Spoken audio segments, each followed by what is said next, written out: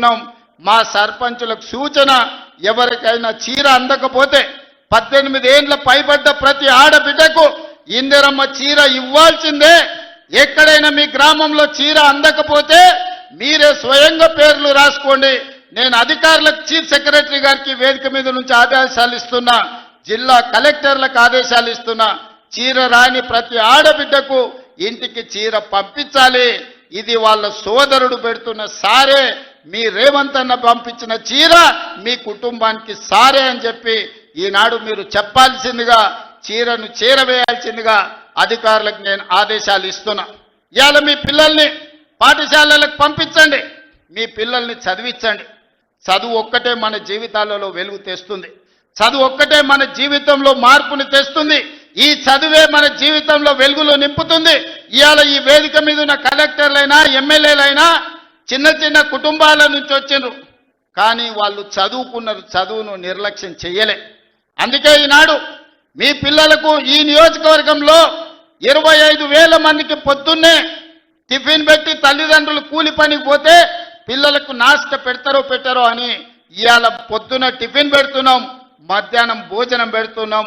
వచ్చే అకాడమిక్ ఇయర్లో రాష్ట్రం మొత్తం పిల్లలకు టిఫిన్తో పాటు మంచి భోజనం పెట్టి మీ పిల్లలకు మంచి చదువు చెప్పించే బాధ్యత ఈ ప్రభుత్వం తీసుకుంటుంది. మా సర్పంచులకు సూచన చేస్తున్నా, ప్రైవేటు పాఠశాలల్లో 1,000 రూపాయల ఫీజులు అడుగుతున్నారు. నాణ్యమైన విద్యను మనం ఇస్తాం, నాణ్యమైన భోజనం మనం పెడతాం. పిల్లల్ని ప్రభుత్వ పాఠశాలలకు తీసుకురండి, వాళ్ళకు కావాల్సిన వసతులు మనము ఏర్పాటు చేద్దాం.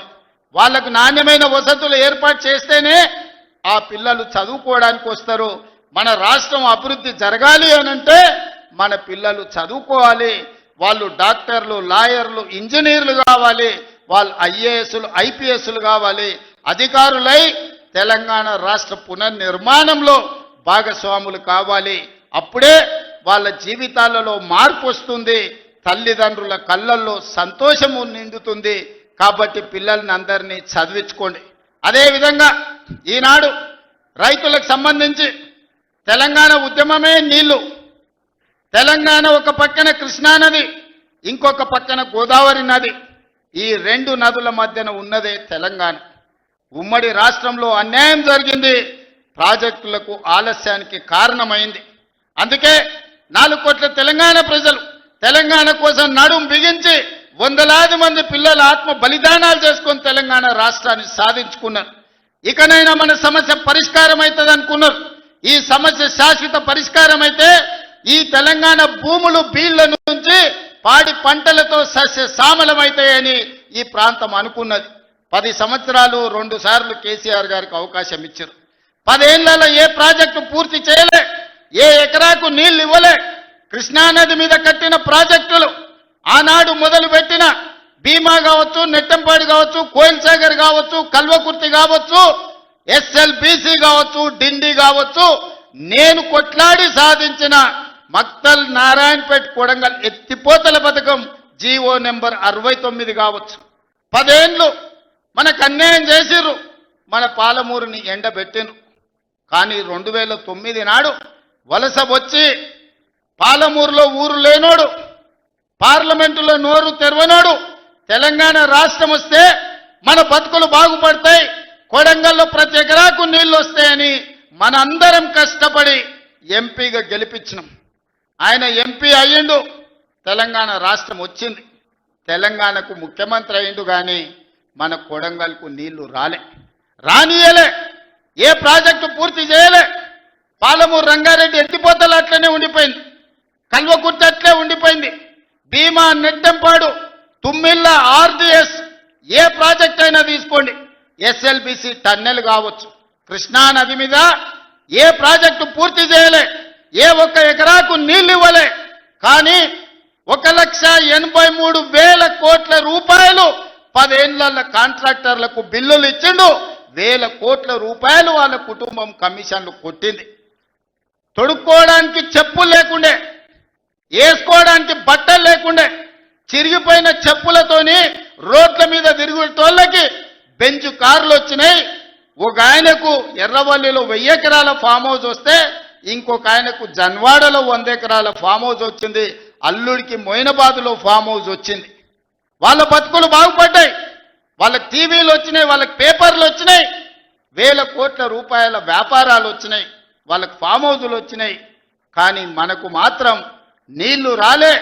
ఆనాడు కృష్ణానదిలో వరదలు వచ్చి అలంపూరు మునిగిపోతే అలంపూరు ప్రజల కోసం బంజారాయిల్స్లో నా ఇల్లమ్మి పేదోళ్ళకి ఇల్లు కట్టిస్తాను చంద్రశేఖరరావు చెప్పిండు. ఆయన ఇల్లు అమ్మలేదు కానీ 100 ఎకరాల ఫామ్ హౌజులు కట్టుకున్నాడు. ఆ నిర్లక్ష్యం నుంచి 10 ఏళ్ళు చూసినాం. ఇక పాలమూరు ప్రజలు నిర్ణయం చేసుకోరు. మా బతుకులు బాగుపడాలంటే మట్టికి పోయినా ఇంటోడే పోవాలని పెద్దలు చెప్పారు.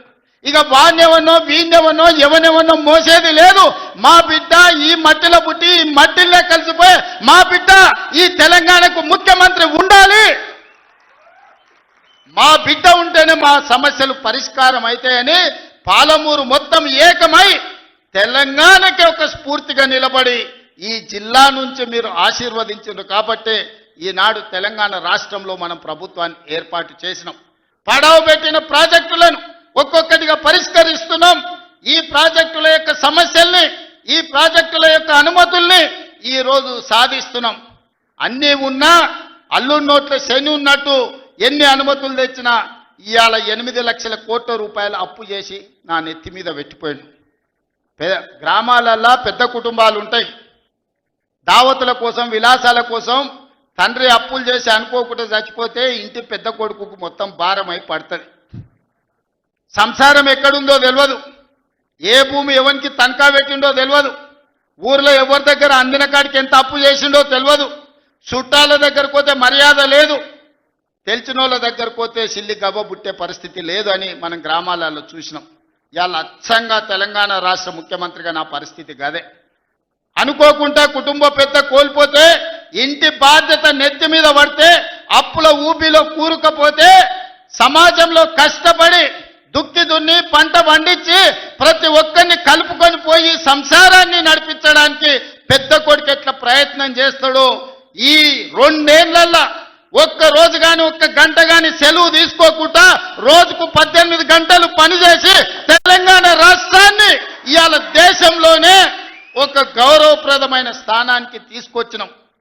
కానీ ఆయన 10 ఏళ్ళు సృష్టించిన గందరగోళం, చేసిన అప్పులు, తీసిన పరువు నిలబెట్టాలంటే ఇది సరిపోదు. కష్టపడుతున్నాం. దుక్కి దున్నంగానే పంట వండుతుందా? ఇతనాలు జల్లాలి, అదును అవ్వాలి, ఇతనాలు జల్లాలి, కాలం కలిసి రావాలి, పంట వండాలి. ఒకవేళ పంట వండినా కోతకొచ్చిన సమయంలో అకాల వర్షం వడగండ్ల వాడల పడితే పండించిన పంట కూడా నేలపాలే అవుతుంది.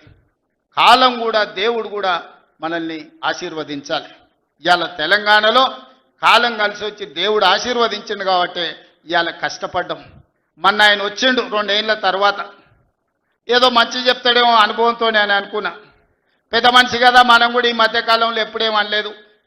ఏదైతే మీకు చెప్పినో అంతకంటే ముందు నా మీద 181 కేసులు పెట్టిండు. చెంచల్గూడ చెర్లపల్లి జైల్లో బంధించాడు. ఎన్నో రకాలుగా సతాయించాడు. నన్నే కాదు నా కుటుంబాన్ని కూడా పట్టి పీడించాడు. కానీ బాధ్యత వచ్చినాక ఆలోచన చేసిన నా కోపాన్ని, నా బాధను దృష్టిలో పెట్టుకొని ఇవాళ పగ సాధించే కార్యక్రమాలు మొదలు పెడితే ఆయన పై వలగొట్టే పని పెడితే రాష్ట్రానికి నష్టం జరుగుతుందని తూవాన్ పాపన వాడు పోతాడు, పోని మనం మంచి పని చేయాలి. దేవుడు శిక్ష ఇచ్చిండు. నేను ప్రమాణ స్వీకారం చేసినాడే కూలబడ్డాడు, నడువిరిగింది. ఇంక ఇంతకంటే పెద్ద శిక్ష నేను జైలు వేసినా అయ్యేదేం లేదు. ఆయననే ఫామ్ హౌస్ను ఒక బందీఖానగా మార్చుకొని చుట్టూతో నా పోలీసులే ఉన్నారు, లోపల ఆయన ఉన్నాడు. చెర్లపల్లికి పంపించినా చెంచల్గూడకు పంపించినా గదే అవుతుంది కదా. ఇక తిండి బరువు నాకు ఎక్కువ అవుతుంది. అదొకటి. లోపల చెర్లపల్లి చెంచల్గూడ పెడితే ఆయన తిండే తినికి మళ్ళీ ఆయన ఏదైనా కావాలంటే అది అయితే సర్కార్కి ఎక్కువ ఖర్చు అవుతుంది. తిండి ఆయన సంపాదించేది ఇన్నా ఫామ్ హౌస్లే ఒక బందీఖానగా పెట్టుకొని చుట్టూతో మన పోలీసులే పహారా కాస్తున్నారు. ఇక ఆయన చేసిన పాపాలకు ఆయననే పోతాడని ఊరుకున్నా. ఎప్పుడన్నా ఏమన్నా అన్నానా? ఏమన్నా అన్నానే? ఎప్పుడన్నా ఏమన్నా అన్నానా? మీరు చెప్పురు. ఇక్కడ పాత్రికా మిత్రులు ఉన్నారు అందరు, నాకు కూడా దోస్తులే కదా వాళ్ళందరూ. చెప్పురు ఎప్పుడన్నా ఏమన్నా అన్నానా? ఒక్క కేసు అయినా పెట్టినా? పోనీ ఈ జిల్లాలో ఎవరి మీద నన్ను ఒక కేసు పెట్టినా? ఎన్ని పాపాలు చేశారు వాళ్ళ ఎమ్మెల్యేలు, మంత్రులు మీకు తెలుసు కదా. ఎంతమంది ఆస్తులు గుంజుకున్నారు మీకు తెలుసు కదా. ఎవరినన్నా నేను కక్షతోనేమన్నా చేసినా? నేను ఒకటే అనుకున్నా, ఎవరి పాపానికి వాడు పోతాడు. మనం చూసినా చూడకపోయినా పైన దేవుడు ఉన్నాడు, పైనుంచి కిందికి చూస్తూనే ఉంటాడు, ఎవరి లెక్క వానికి రాస్తూనే ఉంటాడు, ఎవరి మిత్తి వానికి చెల్లిస్తూనే ఉంటాడని. ఆ మిత్తిలో భాగంగానే నేను ప్రమాణ స్వీకారం చేయడానికి పోయిన రోజే మంచం మీద నుంచి బోర్ల పడి మక్కెలు ఇరిగి మూలకు పడ్డాడు. ఇక ఆయన నిన్నొచ్చి పెద్ద మనిషిలాగా మంచి చెప్తాడేమో అనుకున్నా, తోలు తీస్తా అని అన్నాడు. తోలు తీస్తాడంటేనే ఇక నేను చెప్పదలుచుకున్నా, అయ్యేగా నా సంగతి వదులు కానీ మా సర్పంచులు వచ్చిండ్రు, రా ఏ తోలు తీస్తావురా, నీ తోలు తీసుడు కాదు, నిన్ను చీరి చింత కట్టి చింతమడకల ఏలాడేసి కొడతారో లేదో మా సర్పంచులు, రా కొడంగల్కి వస్తావా లేకపోతే మమ్మల్ని చింతమడకకు రమ్మంటావా, మా సర్పంచులను తోలుతా. సోయి లేని మాటలు, స్థాయి లేని విమర్శలు. ఒక్కటన్నా అక్కడికి వచ్చే మాట మాట్లాడిండా? 10 ఏళ్ళు నువ్వు పూర్తి చేస్తే, 10 ఏళ్ళు ఎస్ఎల్బి పూర్తి చేస్తే నల్గొండకు 4 లక్షల ఎకరాలకు నీళ్లు వచ్చేది. 10 ఏళ్ళు పాలమూరు రంగారెడ్డి పూర్తి చేస్తే పాలమూరు జిల్లాలో 10 లక్షల ఎకరాలకు వచ్చేది. కల్వకుర్తి పూర్తి చేస్తే 3.5 లక్షలకు వచ్చేది. భీమా పూర్తి చేస్తే 2 లక్షలకు వచ్చేది. కోయిల్ సాగర్ లేకపోతే ఏది చేసినా, నెట్టంపాటు చేసినా, నా మక్తల్ నారాయణపేట కొడంగల్ పూర్తి చేస్తే 1.5 ఎకరాలకు మాకు నీళ్లు వచ్చి ఇవాళ కందులు వండించి, జొన్నలు వండించి, కల్తీ కళ్ళు దాగి బతికే పరిస్థితి మాకెందుకు ఉంటుండే? మేము కూడా మీ లెక్కనే మంచిగా పంటలు వండించేటోళ్ళం, మంచి బట్టలు తొడుక్కునేటోళ్ళం, మేము కూడా మా పిల్లల్ని చదివించుకునేటోళ్ళం.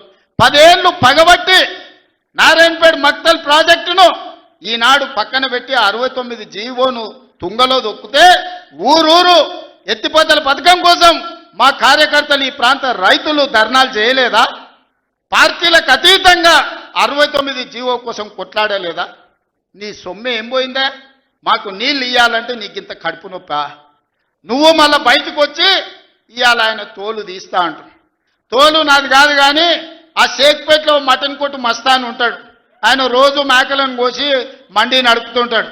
ఆయన చెప్పిన కేసీఆర్ ఖాళీగా ఉన్నాడంటనే తోలు తీస్తాడంట, నీ మటన్ కొట్టు మస్తాన్ దగ్గర ఇంత నౌకరీ ఇయ్యండ్రి, ఇంత బోటో కూరనో పోయేటప్పుడు ఈయన బొక్కనో, ఎందుకంటే కోసిన వాళ్ళకు మామూలుగా తోలు తలకాయలు ఇస్తాం కదా మనం ఇంటికాడ దసరా పండుగ అప్పుడు, అవునా?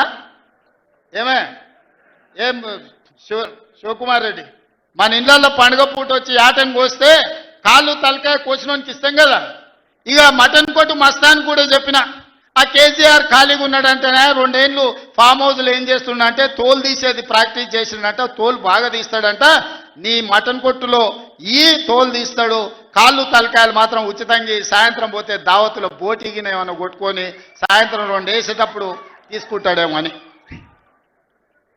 40 ఏళ్ళ అనుభవం అంటావు, రాష్ట్ర మంత్రి చేసిన అంటావు, కేంద్ర మంత్రి చేసిన అంటావు, 10 ఏళ్ళు ముఖ్యమంత్రిని చేసిన అంటావు, తెలంగాణ రాష్ట్రాన్ని సాధించిన అంటావు. నేను ఆడ ఫ్యూచర్ సిటీ కడుతున్నాను అంటే తొక్క తోలు, వాడెవడో వస్తాడంటే ఆ వంతారనా బొంతారనా ఇవనే ఒక మాజీ ముఖ్యమంత్రి స్థాయిలో మాట్లాడే మాటలు మాకు రావనుకుంటున్నావా? మర్యాద ఉండదని మేము మాట్లాడతలేం, మర్యాద ఉండదని ఇవన్నీ విషయాలు మేము మాట్లాడతలేం. కానీ మాట్లాడ మొదలు పెడితే నువ్వు కాదు కదా నడువుకు రాయి కట్టుకొని ఆడ ఉన్న మల్లన్న సాగర్లో దుంకి చచ్చిపోతావు.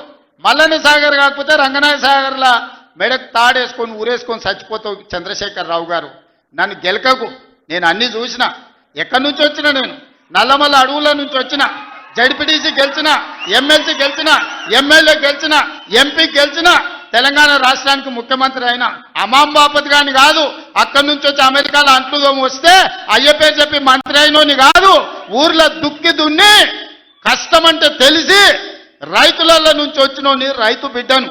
నాతోని తమాషాలు చేయకు. దుబాయ్ పాస్పోర్ట్ బ్రోకర్ల దందా చేయలే, రియల్ ఎస్టేట్ బ్రోకర్ దందా చేస్తుంది ప్రభుత్వం అంటున్నాడు.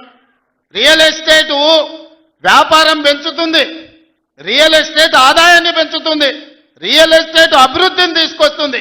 నీ కొడుకేమో హైదరాబాద్లో రియల్ ఎస్టేట్ వాడిపోయిందంటావు, నువ్వు వచ్చేమో ఈ ముఖ్యమంత్రి రియల్ ఎస్టేట్ దందా చేస్తున్నాడు అంటాడు. ఇదేమన్నా పాస్పోర్ట్ బ్రోకర్ల దందానా? నేను ఎవరినేం దుబాయ్కు పంపుతా అని మోసం చేయలే.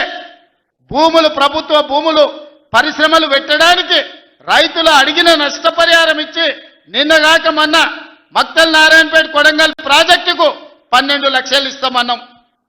మా రైతులందరూ కాదు కూడదన్నారు. ఏం కావాలన్నా అడగమని మా శ్రీహరికి, మా శివకుమార్ రెడ్డికి చెప్పిన, మా పర్ణికమ్మకు చెప్పిన.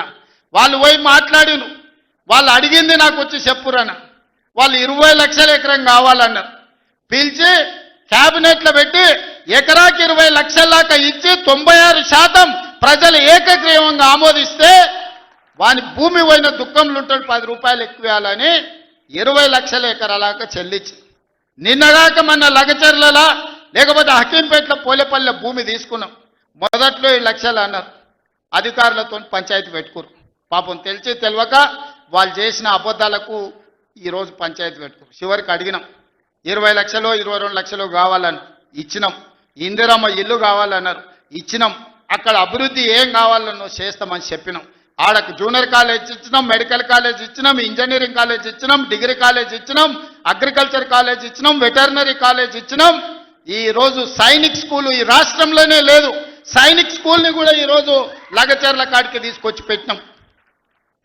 ఇవాళ రాష్ట్రంలోనే ఒక ఆదర్శంగా 250 ఎకరాలలో ఒక ఎడ్యుకేషన్ హబ్ కడుతున్నాం.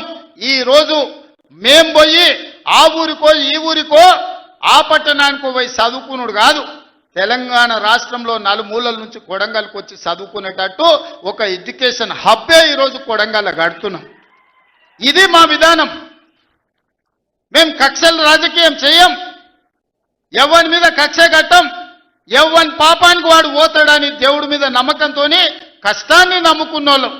కొడంగల్ ప్రజలు రోజుకో 2 గంటలు ఎక్కువ పని చేసేటోళ్ళే కానీ ఎవరిని సొమ్ము ఆశించేటోళ్ళు కాదు. ఎవరి గురించి మేము ఆలోచన చేయం, మా పని మేము చేసుకుంటాం. కానీ మా పని మేము చేస్తుంటే కూడా కాళ్ళల్లో కట్టే పెట్టిర్రు అనుకో, ఇక మా సంగతి అయితే చూపుతామయ్యా. ఏమంటారు? అంతేనా? అంతేనా? 2 ఏళ్ళు ఏమన్నా అన్నానా? ఆయన మన బయటకు వచ్చి ఇక చూస్తా, తోలు తీస్తా, తాట తీస్తా, ఇక నీ సంగతి చెప్తా అన్నాడు. రా బిడ్డ రా రా, రెడీగా ఉన్నారా? ఇక అందుకే కొడంగల్ నుంచే చెప్తాం నీకు అని చెప్పి 3 రోజుల నుంచి మాట్లాడలేదు. ఇవాళ మాట్లాడుతున్నా. ఆయన కొడుకు చెప్తున్నాడు మైకు ముందలకు వస్తలేడు, ఆయన దాచుకున్నాడు అని. నీ ముఖం ఎప్పుడైనా చూసుకున్నావులా అద్దంలా? పేడమూతి బోడిలింగం, నువ్వు కూడా నా గురించి మాట్లాడతావా? నీవెంత, నీ స్థాయి ఎంత? అయ్య పేరు చెప్పి బతికటోనివి నువ్వు, ఆంధ్రలో గుంటూరులో గుడివారిలో చదువుకున్న నువ్వు, నీకేం తెలుసు తెలంగాణ గురించి, మా పౌరుషం గురించి? నువ్వు కాదు, మొత్తం నీ జాతినంతా తెచ్చుకో. ఎట్లా తెచ్చుకుంటావు? ఏడికి రావాలనో చెప్పు. మా ఊరు అన్నారా, మేమన్నా మీ ఊరికి వస్తాం. ఎవడు భయపడుతుండో సంగతి తేలుస్తా. వెనకటికోసారి చెప్పిన గిట్లనే గజ్వేల్కి వచ్చి చూడు అని చెప్పిన, గజ్వేల్కి వస్తా బిడ్డ నీ నెత్తి మీద కాలు పెట్టి తొక్కుతా అని. గజ్వేల్కి లక్షలాది మంది కార్యకర్తలతో పోయినాం, కాలు మీద పెట్టి తొక్కితే పాతాళానికి పోయిన మళ్ళీ ఇప్పటి వరకు తేలలేదు. ఇవాళ చెప్తున్న మీడియా మిత్రులారా రాసుకోండి, 2029 ఎన్నికల్లో 2/3 మెజారిటీ మన సీట్లు ఒకవేళ 119 ఉంటే 80కి పైగా సీట్లతోని 2029లో మా ప్రభుత్వం ఏర్పాటైంది. ఒకవేళ 153 సీట్లయితే 100 పైగా సీట్లతోని 2/3 మెజార్టీతోని తెలంగాణలో రెండోసారి కాంగ్రెస్ ప్రభుత్వాన్ని తెస్తాం. ఇది మా సవాల్. చంద్రశేఖరరావు గారు, తారక రామారావు గారు, హరీష్ రావు గారు, దయాకర్ రావు గారు, ఇట్లా చెప్పుకుంటూ పోతే వినోదరావు గారు, కుక్కట్పల్లి కృష్ణారావు గారు, రాసి పెట్టుకో. 2029లో 2/3 మెజార్టీతోని ఈ రాష్ట్రంలో కాంగ్రెస్ ప్రభుత్వాన్ని ఏర్పాటు చేస్తా. ఇదే నా సవాల్. సాధనైతే కాసుకో బిడ్డ. నీ రాజకీయం ఏందో నేను చూస్తా.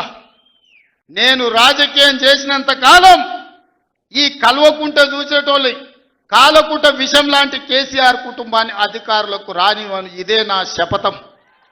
ఇదే నా శపథం. కొడంగల్ బిడ్డగా ఈ గడ్డ మీద నుంచి నేను శపథం చేస్తున్నా. నేను రాజకీయాలలో ఉన్నంతసేపు రాబోయే ఎన్నికల్లో కేసీఆర్ కుటుంబానికి అధికారం అనేది కళ. బీఆర్ఎస్ పార్టీ, కేసీఆర్ చరిత్ర గతమే. మీ పార్టీకి మీకు భవిష్యత్తు లేదు. ఎవడైనా చర్చించుకుంటే పొద్దుపోయినప్పుడు మాట్లాడుకోవడానికి పనికొచ్చే చరిత్రనే తప్ప భవిష్యత్తు తెలంగాణ రాష్ట్రానికి నీ తరఫున ఒరిగేది ఏమీ లేదు. బీఆర్ఎస్ కేసీఆర్ గతమే, తెలంగాణ భవిష్యత్తు కాంగ్రెస్. మీ గత చరిత్రతోని ఈడ ఒరిగేదేం లేదు. వెనకటికేవడో అన్నాడంట, మా తాతలు నేతులు దాగినరు, మీరు వచ్చి మా మూతులు నాకండి అని. అట్లా ఉన్నది. నిన్ను అసెంబ్లీలో ఓడగొట్టినాం, పార్లమెంట్లో గుండు సున్ని ఇచ్చినాం, మన కంటోన్మెంట్లో బండకేసి కొట్టినాం, మొన్న జరిగిన జూబ్లీహిల్స్లో బోడబండలో బండ కింద వాతి పెట్టినాం. నిన్నగాక మొన్న జరిగిన సర్పంచులల్లా 12,726లో 8,335 సర్పంచులను గెలిపించుకున్నాం. సిగ్గు లేదు, ఇన్నిసార్లు ఓడగొట్టినా ఇంకా సిగ్గు లేకుండా బయటకు వచ్చి కింద పడ్డ పైకాలు నాదే అని వెనకటికి ఓడో అన్నాడట. ఇట్లాంటి ఊకదంపుడు ఉపన్యాసాలు పొంకనాలు వెనకడికి ఓడో పొంకనాల పోషిగాడు చెప్పినట. నాకున్నే 3 ఏళ్ళే కానీ 36 దొడ్లు ఉన్నాయని చెప్పిండట. ఇవన్నీ కళ్ళు కాంపౌండ్లో చెప్పుకోవడానికి బాగుంటాయి, కాలక్షేపం చేయడానికి. కళ్ళు కాంపౌండ్ మాటలు మాట్లాడకండి తండ్రి కొడుకులు. ఇవన్నీ మేము చూసినాం. శాతనైతే రాండి, ఏందో చెప్పు, దాని ప్రకారం చేద్దాం. 29లో తేల్చుకుందాం ఇవాళ చెప్తున్నా. కాబట్టి ఇప్పటికైనా చంద్రశేఖరరావు గారు, మీ వయసుకు గౌరవిస్తాం, మీ అనుభవానికి గౌరవిస్తాం. ప్రతిపక్ష నాయకుడు నీకు హోదా ఉన్నది. శాసనసభ సమావేశాలు ఏర్పాటు చేసినాం. 29 నుంచి చర్చలు రాబోతున్నాయి. 29 నాడు నువ్వు అడిగి ఎన్ని రోజులు సభ జరుపుదామో, నువ్వు అడిగినన్ని రోజులు అసెంబ్లీ నడిపిస్తా. నువ్వు చెప్పిన అన్ని చర్చ పెడదాం, ముఖాముఖి చర్చ చేద్దాం. వెనకంగా మాట్లాడు వెనక్కి కూర్కుడు కాదు. నీళ్ల మీద మాట్లాడతామా, నియామకాల మీద మాట్లాడతామా, నిధుల మీద మాట్లాడతామా, తెలంగాణలో జరిగిన అభివృద్ధి మీద మాట్లాడతామా, రైతు భరోసా మీద మాట్లాడతామా, రైతు రుణమాఫీ మీద మాట్లాడతామా, లేకపోతే ఆడబిడ్డలకు ఇచ్చిన ఉచిత బస్సు మీద మాట్లాడతామా, లేకపోతే నువ్వు ఏం కోరుకుంటావో చెప్పు, షాదీ ముబారక్ మీద మాట్లాడతామా, కళ్యాణ లక్ష్మి మీద మాట్లాడతామా, ఇందిరమ్మ ఇండ్ల మీద మాట్లాడతామా, దేని మీద మాట్లాడతామో చెప్పు, నేను సిద్ధంగా ఉన్నా. చర్చిద్దాం, దేశానికి ఆదర్శంగా నిలబడదాం, సమస్యల మీద మాట్లాడదాం, ఎవరు ఏం చేసినరో చెప్పుకునే అవకాశం కల్పిస్తాం. రాండి, మీరు మొహం చాటేసి ఫామ్ హౌస్లో పడుకొని మీరు ఖాళీగా ఉన్నప్పుడు పార్టీ ఆఫీసులు వచ్చి 10 మంది చెంచాలను పెట్టుకొని ఆ 10 మంది చెంచగాళ్ళ ముందల నువ్వు పొంకనాలు కొట్టుడు కాదు. నిజమైన చర్చ అసెంబ్లీలో చేద్దాం. ప్రజల ఎన్నికలు ముగిసినాయి, అసెంబ్లీలో చర్చ చేయమని చెప్తారు. ఎవరు ఏం మాట్లాడతారో ప్రజలు వింటారు. విఘ్నులైన ప్రజలు తీర్మానం చేస్తారు. ఇవాళ సర్పంచులు అయిపోయినాయి, గ్రామ సభ పెట్టి సమస్యలు పరిష్కరించాల్సిన వాళ్ళు మళ్ళా సందు ఇల్లు తిరుగుతుందా అంటే ఏమన్నా అర్థం ఉందా? సర్పంచులారా మీరు చెప్పండి. ఇల్లు తిరిగినరు, ప్రజల దగ్గరకు పోయిరు, ప్రతి తలుపు తట్టిరు, ప్రతి గుండెకి చేరు, నమస్కారం పెట్టిరు, గెలిస్తే వాళ్ళు తీర్పు ఇచ్చారు, మీరంతా సర్పంచులు అయ్యారు.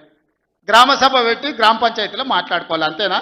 వార్డు మెంబర్లు, ఉప సర్పంచ్, సర్పంచ్ కూర్చొని మాట్లాడుకొని ఏ సమస్యలున్నా పరిష్కరించుకుంటాం. అది ఇచ్చిపెట్టి మళ్ళీ ఎవడో పోరంబోకోడు ఇల్లు తిరుగుదాం రా అంటే పోతారా? ఇవాళ కేసీఆర్ కూడా గట్టే మాట్లాడుతున్నాడు. ఈడ మాట్లాడదాం రావంటే రంగారెడ్డి జిల్లాలోటి, పాలమూరులోటి, నల్గొండలోటి ఆయన మీటింగులు పెడతాడంట. నువ్వు మీటింగులు పెట్టకపోతే సంతలో పోయి బర్లను కాసుకో, మేము వద్దంటున్నామా? మాదేం పోయింది? నీకు పొద్దు పోకపోతే మా కల్వకుర్తి సంతల్లో, కొడంగల్ సంతల్లో, ఇటకెళ్ళ మా ఎడ్ల సంతలు బొచ్చడు ఉన్నాయి. మత్తల్లో కూడా లేదు. పెబ్బేర్లో పెద్ద సంత ఉన్నది, పసల సంత. పోయి ఆడ పసల కాడ పోయి బర్రం కాసుకోపో, నేను వద్దంటున్నానా? నాదేం పోయింది? నీకు ఎట్లాగూ పని లేదు, ఖాళీగా ఉన్నావు. ఖాళీగా ఉన్నావు పోయి ఆ పెబ్బేరు సంతలో బర్రెలు కాసుకోపో, బర్రెలు కొనుక్కోపో, నేను వద్దానన్నా?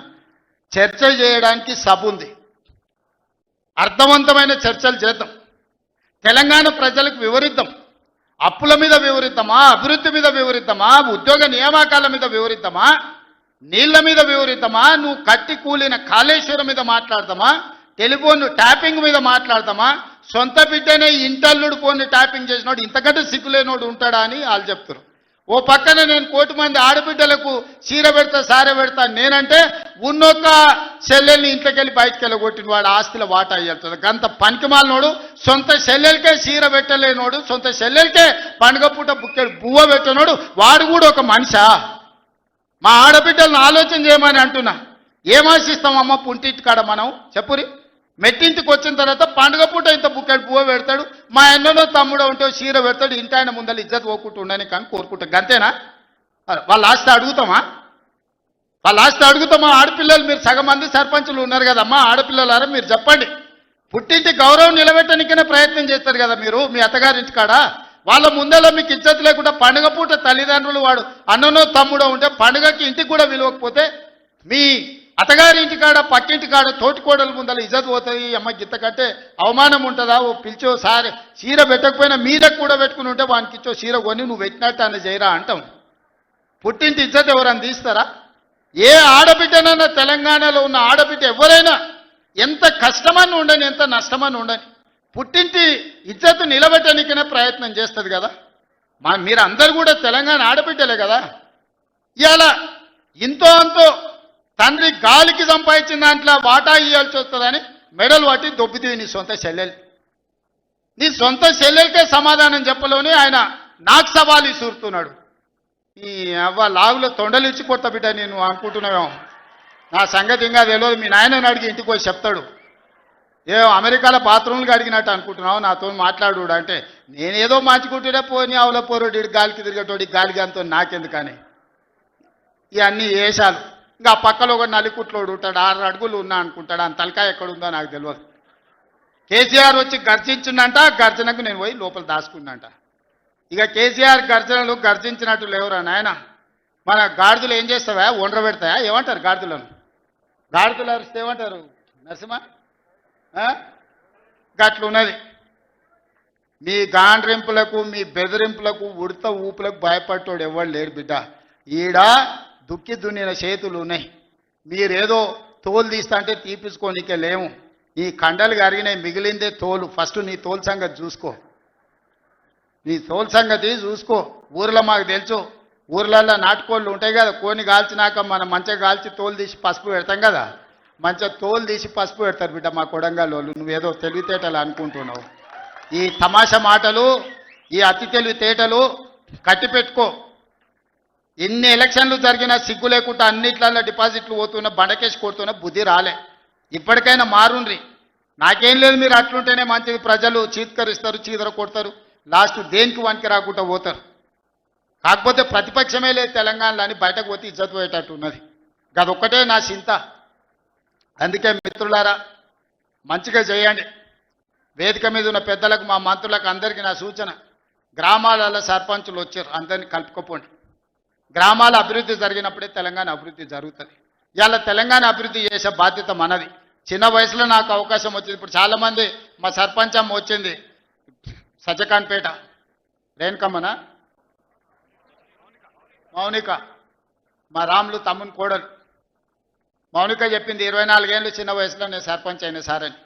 ఎన్నో ఆలోచనలతోని ఇవాళ చిన్న వయసులో మీరు అందరు సర్పంచ్లు అయినరు. ఇంజనీరింగ్ చదువుకున్న వాళ్ళు అయినరు, డిగ్రీ చదువుకున్న వాళ్ళు అయినరు, 22, 23 ఏళ్ళకు ఉన్న వాళ్ళు అయినరు, పెద్దోళ్ళు 80 ఏళ్ళు ఉన్న వాళ్ళు కూడా సర్పంచ్లు అయినరు.